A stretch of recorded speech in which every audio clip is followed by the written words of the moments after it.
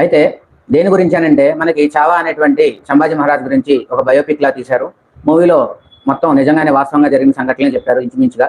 అయితే హిందుత్వం మీద ద్వేషంతో కానివ్వండి, లేదు ఇంకేదైనా కానివ్వండి, చాలా మంది దీని మీద తప్పుడుగా సమాచారం ఇస్తున్నారు. వాటిల్లో మొదటిగా ఏంటంటే శివాజీ మహారాజ్ని బ్రాహ్మణులు చంపారని. అయితే బ్రాహ్మణులు శివాజీ మహారాజ్ని అక్కడ చంపలేదండి. శివాజీ మహారాజ్ చనిపోయింది 2 రకాల కారణాలతో చెప్తూ ఉంటారు. మొదటిది రక్త విరోచనాలతో, రెండోది ఆరోగ్యం బాగోక చనిపోయారని రికార్డ్స్లో ఉందని చెప్తూ ఉంటారు. తర్వాత సంభాజీ మహారాజ్ గురించి సినిమా రాకముందే ఓ దరిద్రుడు అడ్డమైన వాగుడనే వాగాడు. దేవరాజ్ అంట ఆయన పేరు. ఆయన గురించి కూడా మనం వీడియో ఒకటి చేసుకున్నాం గతంలో. ఆ వీడియో చూడని వాళ్ళు ఎవరైనా ఉన్నా కూడా ఆ వీడియో ఒకసారి చూడండి.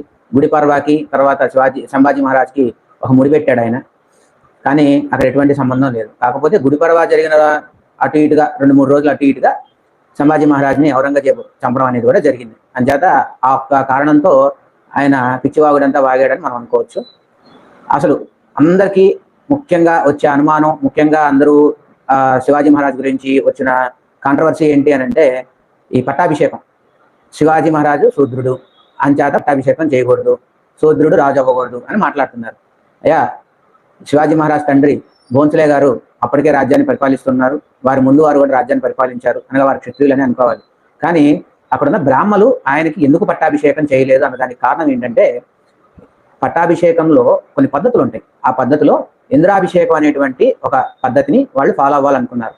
శివాజీ గారి కన్నా ముందు సుమారుగా 200-300 సంవత్సరాలు అక్కడ ఎవరికి హిందూ సాంప్రదాయాల్లో పట్టాభిషేకం కాలేదు. అంచేత ఆ పద్ధతుల్లో పట్టాభిషేకం చేసేటువంటి బ్రాహ్మలు ఆ చుట్టుపక్కల లేరు కనుక ఈ గంగాధర భట్టు అనేటువంటి అతను వచ్చి పట్టాభిషేకం చేశారని చెప్తున్నారు. అయితే ఈ గంగాధర భట్టును కూడా పిలవలేదు, ఆయనే తెలుసుకొని వచ్చారని కూడా చాలా చోట్ల మెన్షన్ చేయబడింది. హిందువులకు వ్యతిరేకంగా చాలా మంది పనిచేస్తున్నారు. వారిలో మనకి పెరియార్ రామస్వామి ఒకటి అనమాట. సపోర్ట్ ఉన్న అన్నాదురై అనేటువంటి అతను ఈ నాటకం రాశాడు. అందుకే మనకి ఆ నాటకంలో నటించినటువంటి వ్యక్తి ఎవరైతే గణేశన్ అనే అతను ఉన్నారో వారు శివాజీ గణేశన్ గా తర్వాత పేరు వచ్చింది. ఎందుకంటే శివాజీ నాటకంలో ఆయన అంత పేరు పొందారనమాట. అది దానికి ఈ నాటకంలో జరిగిన సంఘటనల్ని జనాల్లోకి ఈ విధంగా నెగిటివ్ గా తీసుకెళ్లారు. ఏమని శూద్రుడు అని చెప్పి, అక్కడ ఉన్న వాళ్ళు ఆయన సపోర్ట్ చేయలేదని చెప్పి, బ్రాహ్మణులు చంపారని చెప్పి ఈ అబద్ధాన్ని వాళ్ళు అంతా ప్రచారం చేశారు. చాలా వరకు హిందుత్వంలో ఇలాంటివే జరిగింది. నాటకాలలో వక్రీకరణ అనేది జరిగింది.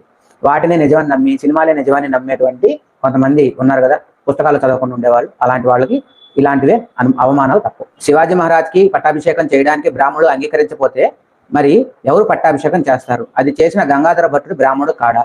మరి శివాజీ వద్దకు చాలా మంది మంత్రులుగా పనిచేసిన వాళ్ళల్లో శివాజీ కన్నా శ్యామరాజన్న మరియు రాజ్యాన్ని విస్తరించి చేసిన పేష్వా బ్రాహ్మణులు కూడా ఉన్నారు. అంతేకాదు వారి వంశగురువులు ఎవరైతే సమర్థ రామదాస్ గారు కానీ, భక్త తుకారాం కానీ, వీరు కూడా బ్రాహ్మణులే కదా.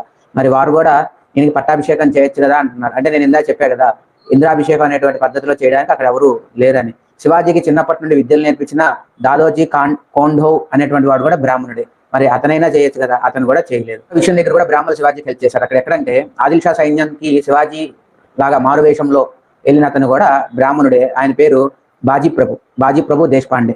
మరి ఇంతటి సేవ చేసినటువంటి బ్రాహ్మణులకి లేదు శివాజీకి గొడవలు ఉన్నాయి అని ఎవరన్నా చెప్తే వాళ్ళని మనం ఎలా చూడాలి? సరే పోనీ అలా అభ్యంతరం ఏమన్నా ఉందా అంటే ఆ రోజుల్లో కొంత అభ్యంతరం వ్యక్తం అయింది. దేనికి అంటే పేష్వాల యొక్క అధికారాన్ని మొత్తం శివాజీ గారు తీసేస్తానన్నారు. అందుకని అప్పుడున్న కొంతమంది వ్యతిరేకించారు. కొంతమంది వైశ్యులు కూడా వ్యాపార నిమిత్తం పన్నులు కట్టాలి అన్న ఇదితో కూడా కొంత శివాజీ కింద పనిచేయడానికి ఇష్టం లేక కూడా కొంతమంది శివాజీకి వ్యతిరేకంగా మాట్లాడారు. కానీ ఎక్కువ మంది వ్యతిరేకంగా లేరు.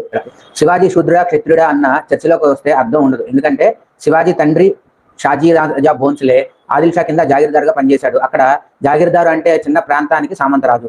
వారికి కొంత సైన్యం కూడా ఉంటుంది. అంటే వంశపారంపర్యంగా శివాజీ కూడా రాజు అయ్యే అవకాశం ఉంటుంది, రాజ్యం వెళ్ళడానికి అర్హుడు అని మనకి ఇక్కడ తెలుస్తుంది. ఇందాక నేను మాట్లాడింది కూడా అది. తర్వాత చాలా మందికి తెలియదు ఏంటంటే శివాజీ గురించి అసలైన చరిత్ర తమిళంలో రాయబడింది.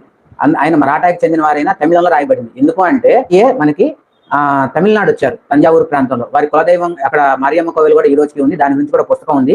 నేను అది ఒక షార్ట్ వీడియోగా చేస్తాను. ఆ పుస్తకాన్ని ఆ శివాజీ వంశస్థులు ఎవరైతే ఉన్నారో వారే ఆ బుక్ను ప్రచురించారు. అప్పుడు అక్కడ ఉన్న కోటలో రహస్య మార్గాలు లాంటివి కూడా దానిలో ఉన్నాయి. అయితే వారు శివాజీ యొక్క చరిత్రని తమిళంలో రాసి భద్రపరిచారు. ఆ చరిత్రని మీరు ఇప్పుడు చదవాలి అన్నా చూడాలి అన్నా తంజావూరులో ఉన్నటువంటి సరస్వతి మహల్లో భద్రంగా ఉంది. కాబట్టి అనుమానాలు ఉన్న వాళ్ళు అక్కడికి వెళ్ళి మనం అడిగితే చూపిస్తారు కూడా. అది కాబట్టి ఇక్కడ కూర్చొని మనం మాట్లాడే కన్నా నిజం తెలుసుకోవాలి అన్న వాళ్ళు అక్కడికి వెళ్ళి వెతికితే బాగుంటుంది. అయితే శివాజీ సభాసద్ ఫర్మానా అనే దానిలో కూడా ఈ విషయాన్ని రాశారు. దేని గురించి? గంగాధర భట్టు ఆయనంతటా ఆయనే వచ్చారు, ఎవరు పిలవలేదు అని.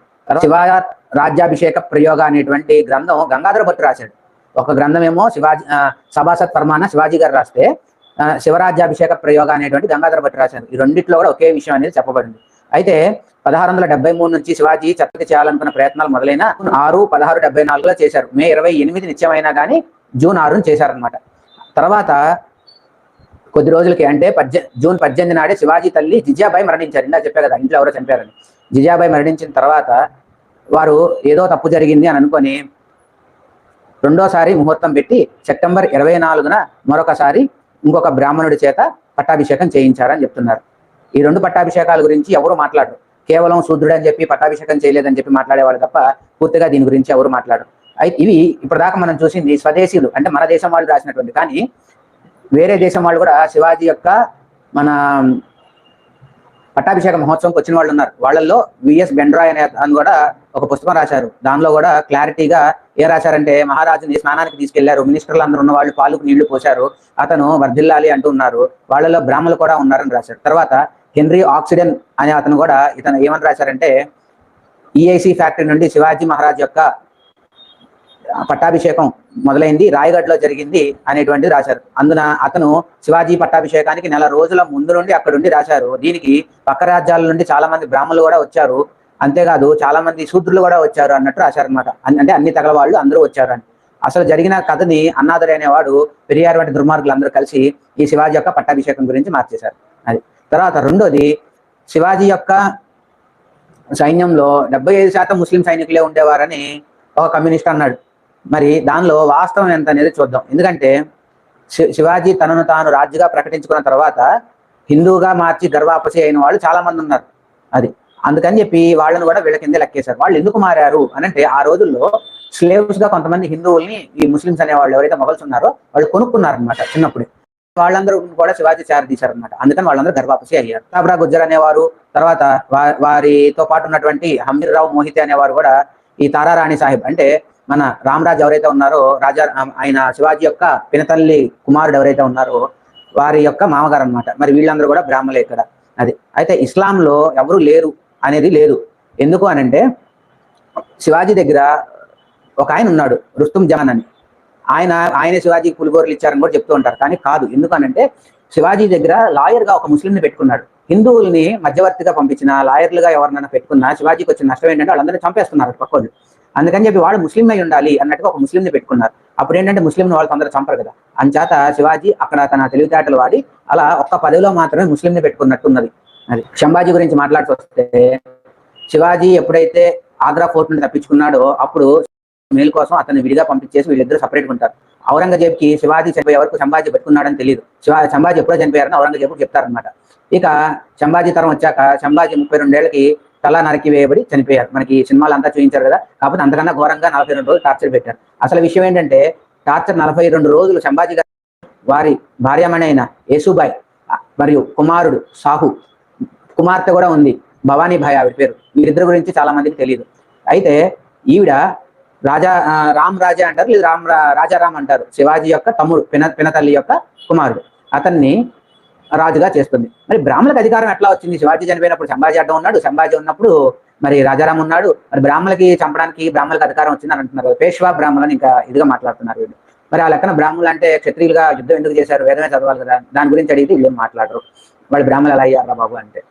అయితే యేసుబాయిని తర్వాత సాహుని సుమారుగా 17 సంవత్సరాలు బంధించాడు. ఈ 17 సంవత్సరాలు కూడా ఏం జరిగింది? తమ్ముడు రామ్ రాజా ఎవరైతే ఉన్నారో ఆయన ఎక్కడ మొగల్స్ కనిపిస్తే అక్కడ విరుచుబడిపోయారు. ఆయనకి 2 తోడయ్యారు. ఒక ఆయన పేరు సంతాజీ ఘోర్పాండే, ఇంకో ఆయన పేరు తనాజీ చాందోల్కర్. వీళ్ళిద్దరూ కలిసి రాజారాంకి సపోర్ట్ ఇచ్చి ఎక్కడ దొరికితే అక్కడ సంభాజీని చంపిన వారంలోపే రాయగఢ్ ఫోర్ట్ ని వీళ్ళు ఆధీనం చేసుకున్నారు. తర్వాత పన్హాలాకి వెళ్ళిపోయారు. తర్వాత ఇంకొక కోటను కూడా వీరు స్వాధీనం చేసుకొని మొత్తం మొగల్స్ని భయపెట్టారనమాట. శివాజీ వెళ్ళిపోయాడు, సంభాజీ వెళ్ళిపోయాడు, ఇంకే నాకు అడ్డు లేదనుకుంటాడు ఔరంగజేబు. కానీ ఔరంగజేబుని 17 సంవత్సరాలు ఢిల్లీ వైపు తిరిగి చూడకుండా చేశాడు.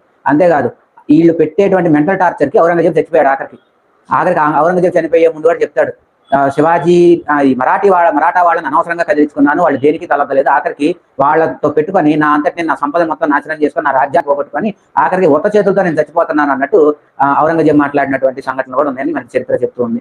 తర్వాత ఈ రామరాజా అని అతను కూడా కాలం చేస్తారు. ఈ మన యేసుబాయిని తర్వాత సంభాజీ కొడుకైనటువంటి సాహుని ఎప్పుడు వదులుతాడు అని అంటే 17 సంవత్సరాల తర్వాత వదులుతాడు. ఈ 17 సంవత్సరాలు యశోబాయిని టార్చర్ పెట్టడు, కానీ బంధించి ఉంచుతాడు. తర్వాత ఈ ఎందుకు బంధిస్తాడు అని అంటే ఈ సాహు యొక్క బ్రెయిన్ చేంజ్ చేసి, ఒక సింహం కడుపున సింహమే పుడుతుంది, కుక్క పుట్టదు, కాబట్టి తను మొఘల్ సామ్రాజ్యం విస్తరించుకోవడానికి సాహును వాడుకోవాలని చూస్తాడు. అది యశోబాయి చూడాలి, మాకు సపోర్ట్ చేయడం అన్న పగతో ఇతను ఆ పని చేస్తాడు.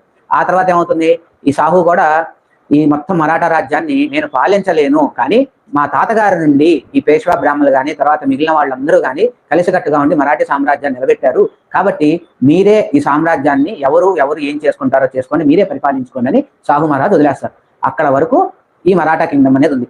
ఆయన పరిపాలించలేక ఒక పక్క ఆంగ్లేయుల ఒత్తిడి, ఒక పక్క ఈ మొఘల్స్ అనే వాళ్ళు వెళ్ళిపోయారు.